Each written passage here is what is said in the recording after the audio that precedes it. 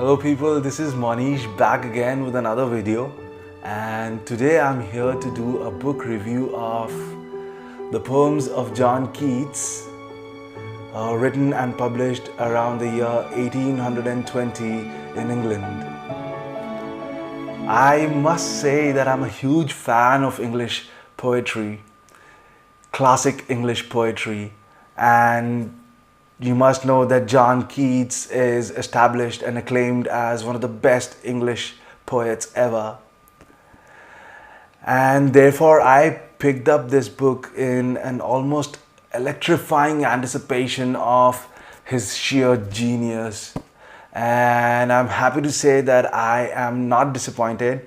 In fact, I got more than what I had bargained for, and I'm so happy for having read this book. One of the first things that really comes across when reading the poetry of John Keats is the poet's youth. Because everything that he writes is so beautiful and positive and innocent that, immediately you tend to think that these poems have been written by someone who's not old, who is yet inexperienced, who is yet temperate and yet to see disappointments in life. Because everything about these poems is so exuberant and so positive, and there is this naivete, the innocence of the youth that permeates the works all across.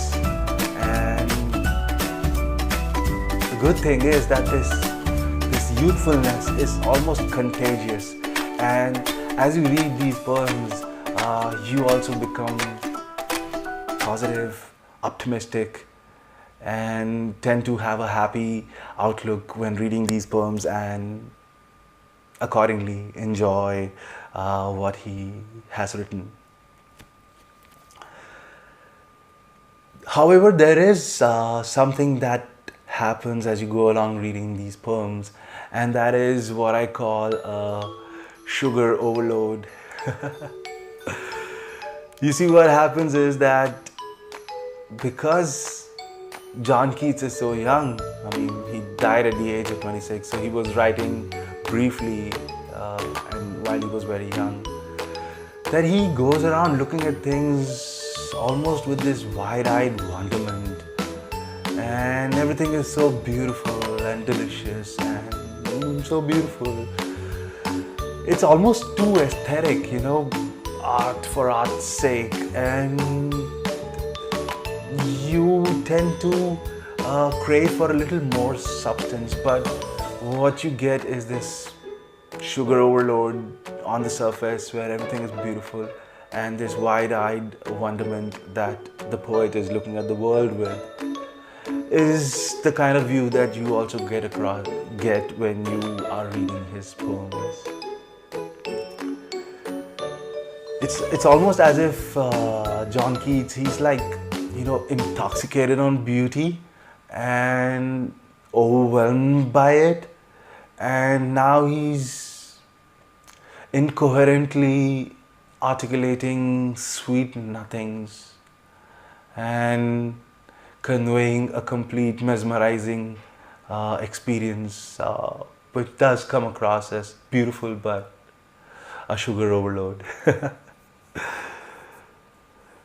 The other thing that happened, and which I was happy to see and also a little surprised, and I think I find it very interesting, and I'm sure everyone would. John Keats, I think he made it abundantly clear that he was a big fan of John Milton, and rightly so. John Milton had gained epic proportions, almost sublime, divine status in his time, and many a poets like John Keats, wanted to emulate his poetry in any way they could.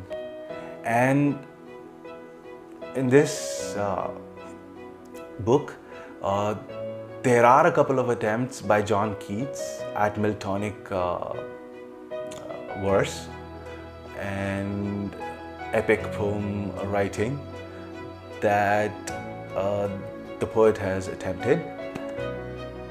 But because it seems that the poet started writing these epic poems and demiurge, I believe keeping in mind how Milton would have written it. And in doing that,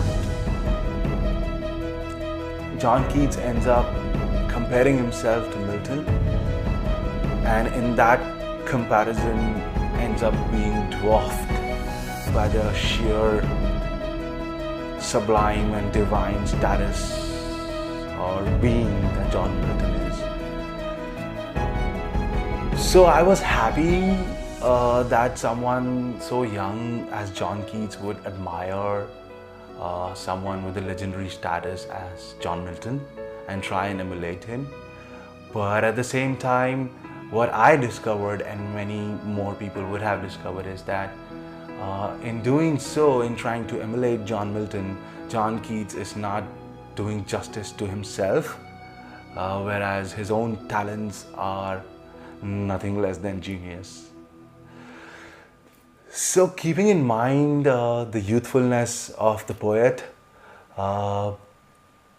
the mesmerizing that the poet experiences looking at the beauty and the divine, sublime wonders of the world, and experiences these wonders and is intoxicated and conveys this intoxication to you as a reader, I would definitely recommend this book to everyone, keeping in mind that the sheer inexperience, innocence and naivete will almost come across as a sugar overload, which is kind of a good thing, because in this world where everything is so temperate and melancholy sometimes, it is nice to see a poet who is joyful to the very core. So yes, once again, I recommend the poems of John Keats to everyone. Please, by all means, pick this book anytime, any day. And if you are in mood to read classic poetry, John Keats is your best bet. Well, this brings me to the end of the video. As always, I want to thank you for your support, and I would request you to please subscribe and like my videos, and in the comment section down below, let me know what you think.